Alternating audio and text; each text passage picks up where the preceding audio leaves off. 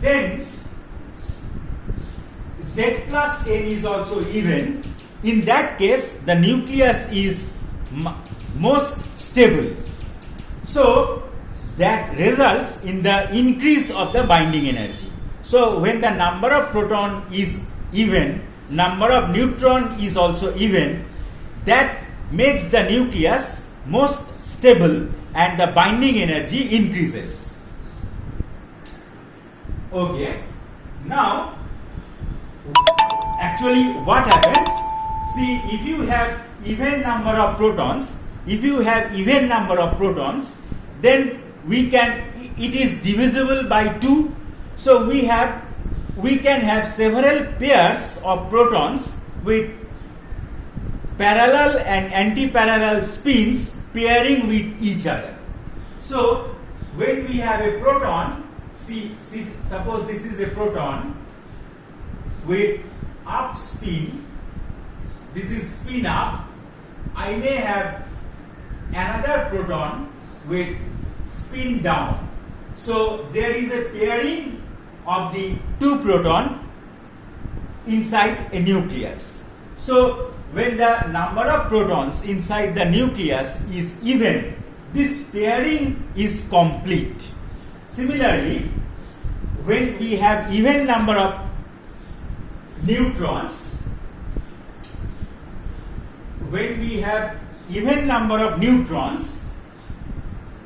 then this is a neutron and it is a spin half particle, and this is another neutron.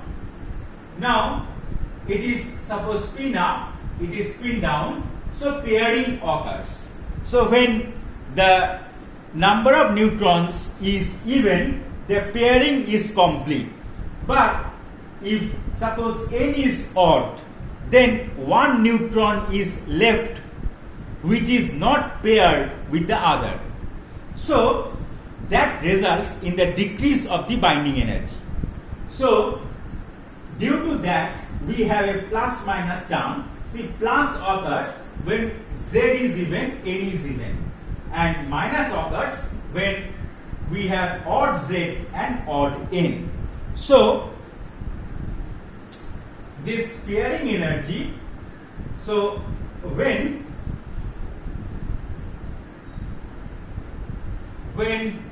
Z and N are both even,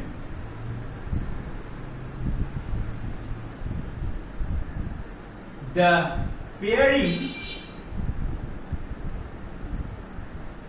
with parallel and anti-parallel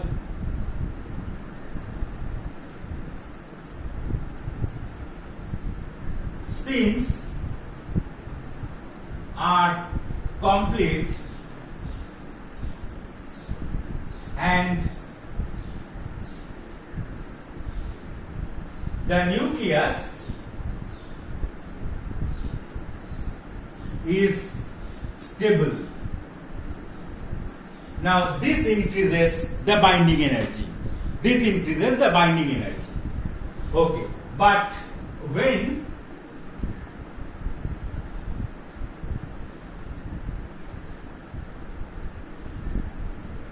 our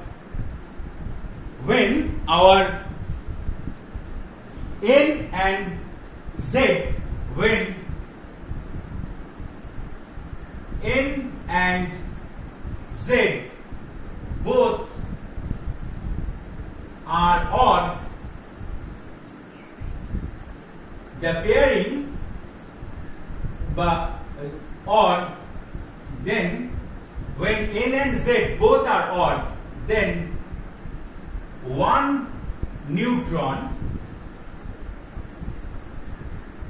and one proton are left unpaired. So this results in decrease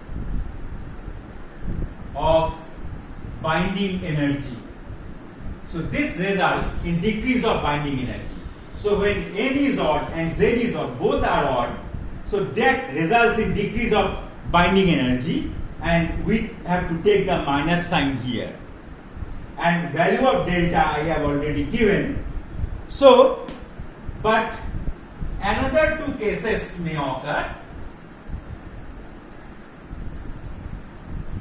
Another two cases may occur. See, suppose N is even and Z is odd. Now in this case delta, no correction is required, delta is 0. Similarly, when N is odd and Z is even, in this case also correction term delta is 0, because in those cases this correction is not required. Okay. Now due to this even and odd effect of the neutron, even and odd number cases of the neutrons and protons inside the nucleus, the pairing energy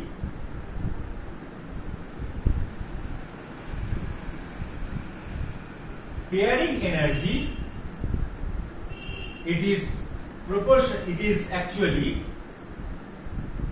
equal to plus minus delta divided by mass number to the power 3 by 4.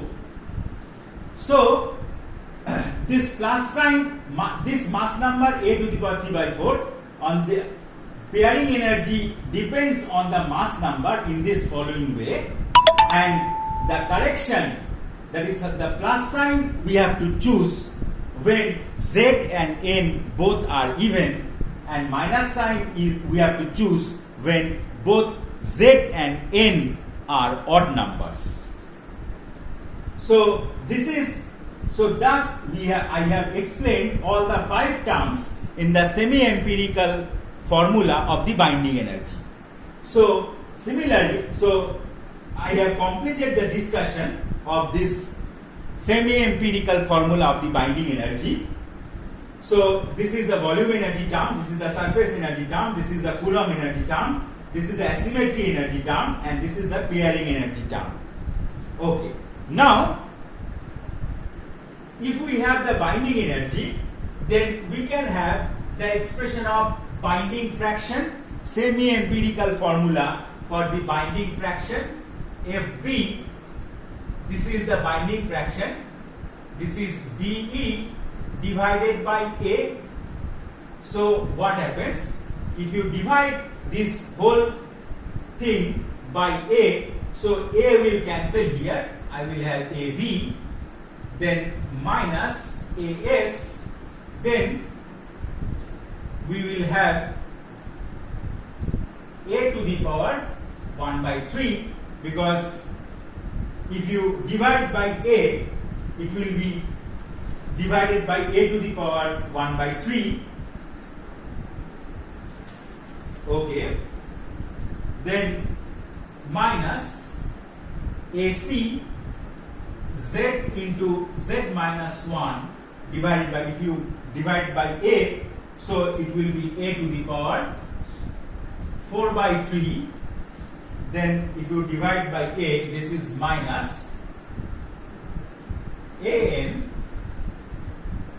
A minus 2Z whole square divided by A square, and here I will have plus minus delta divided by A to the power 7 by 4.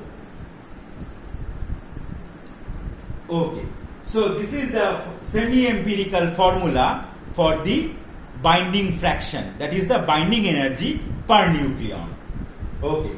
Now the semi-empirical formula for the mass, nuclear mass, this we get from this binding energy. See, all of you know that the nuclear mass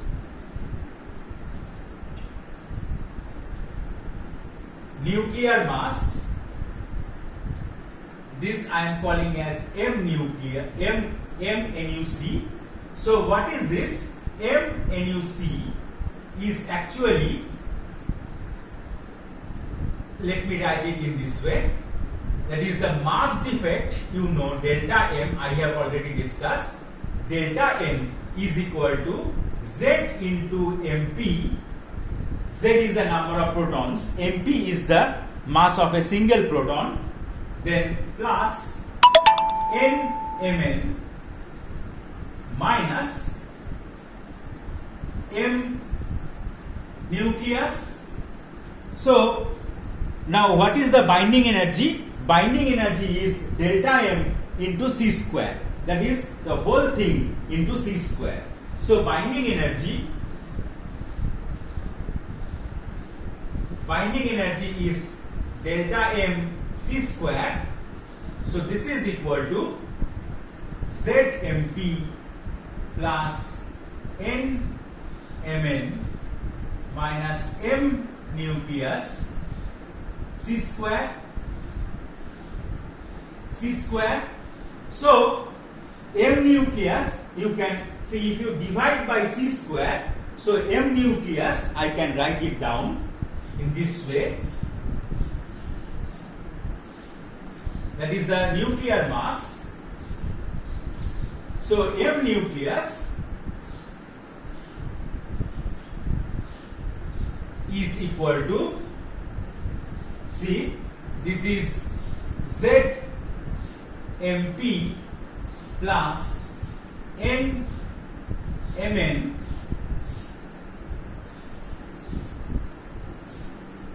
minus binding energy by C square.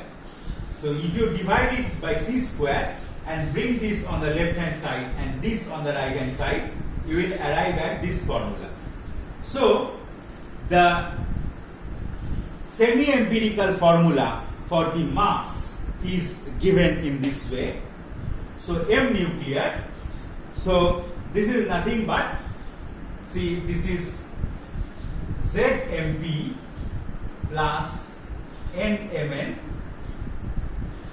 minus 1 by C square, then bracket, you have to write down all these 5 terms, that is AVA minus AS A to the power 2 by 3 minus AC Z into Z minus 1 divided by A to the power 1 by 3, then minus AN A minus 2Z whole square divided by A, then plus minus delta divided by A to the power 3 by 4. So this is the formula, semi-empirical formula for the nuclear mass. Okay, so today we have discussed about the liquid drop model of the nucleus, then semi-empirical formula for the binding energy, then binding fraction and the nuclear mass. Okay, so this much is for today. So we stop here.